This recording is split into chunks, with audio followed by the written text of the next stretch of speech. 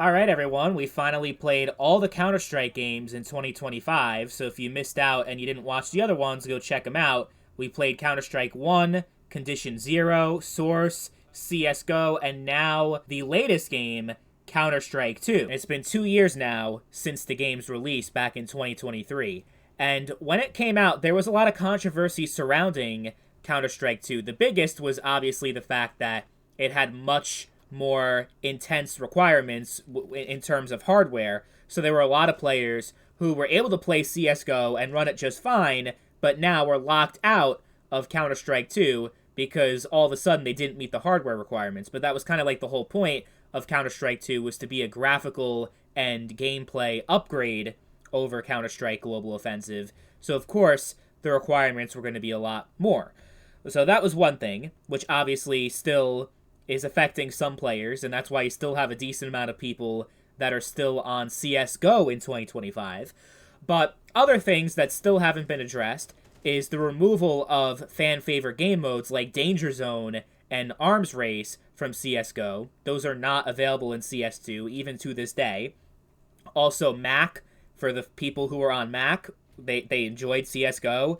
There's no Mac version for CS2, which granted represented a very small percentage of the player base, but still affected a decent amount of people. And just overall, there are a lot of people that still prefer the mechanics and the gameplay of CSGO to this day over Counter-Strike 2.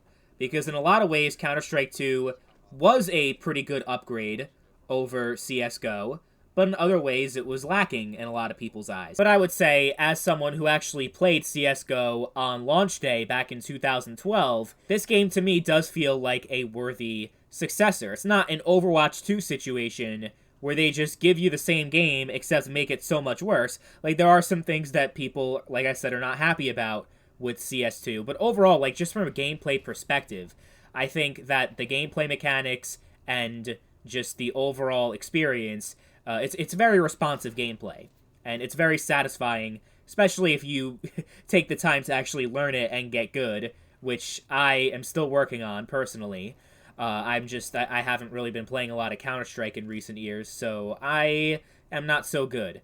But I also think that the visuals and the performance overall was a good step up, especially with the physics being improved and the lighting, the visuals, but also the smoke mechanics, I think, were just like the best, where you could see the bullets flying through the smoke. It was a really nice touch that actually added a lot to the experience. There's also a lot of people talking about how CS2 has a cheating problem that wasn't as big in CSGO. I personally, I mean, I just can't tell if I suck or I'm getting killed by a cheater. I probably just suck, so I can't really speak much to that, but that's something I've heard of a lot, is that, yeah, Valve needs to do a lot more when it comes to addressing cheaters. And you know, you have Valorant, which is the other extreme, where they have their Vanguard anti-cheat that is way too strict and just so annoying to actually play the game because of the secure boot and all that fucking bullshit that I'm still trying to figure out myself, because I played it, the last time I played Valorant was before that became a requirement, and I do the secure boot and everything, it still is not letting me play. So it's just a lot more frustrating, honestly, to play Valorant in 2025.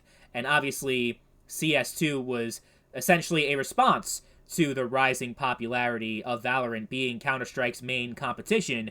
Obviously, if you compare Valorant to CSGO, CSGO was quite dated. So they had to come out with Counter-Strike 2 with the Source 2 engine. And I think overall it accomplished what it set out to do as far as keeping Counter-Strike relevant and maintaining a very strong and healthy player base. And just from my own personal anecdotal experience, there's just a lot more people in my circles talking about Counter-Strike 2 than Valorant, and it's not even close. That game has fallen off quite a bit over the last few years. But CS2 is pretty good, and I enjoy it, at least as much as someone who is as shitty at video games as I am can enjoy a game like this that's super competitive hardcore. And I honestly felt so bad letting the teammates down. I mean, we all sucked ass in this gameplay, let's be honest, we all did, except that Spyro dude was really trying to carry the team to victory, but it just didn't happen. Yeah, it's pretty intimidating for when you're coming in for the first time. I think it's one of those games though that you can easily sink over 100 hours into. Like, I mean, there's people I know of that have like a few thousand hours into the game. So yeah, if you're really into like competitive PvP shooters, CS2 is a great option. It's free to play. I think the monetization is pretty good for a free to play game, despite the whole Counter-Strike economy and the skins and everything and the controversy surrounding it. I think it's actually pretty good because it's not pay to win. It's not. So I can't really complain too much about that. But yeah, I mean, I wouldn't say it's my favorite Counter-Strike game. Not that I'm qualified expert on Counter-Strike, because, I mean, the gameplay on all my Counter-Strike videos were piss poor, to say the least. Most of the gameplay was me spectating other people. So I'm not even going to bother to like, rank all the games, because no one's going to take that shit seriously. I will say, though, I have a pretty soft spot for Counter-Strike Source and also 1.6. That being said, Counter-Strike 2 is a pretty good game, pretty solid multiplayer game, especially if you have friends that you want to play with.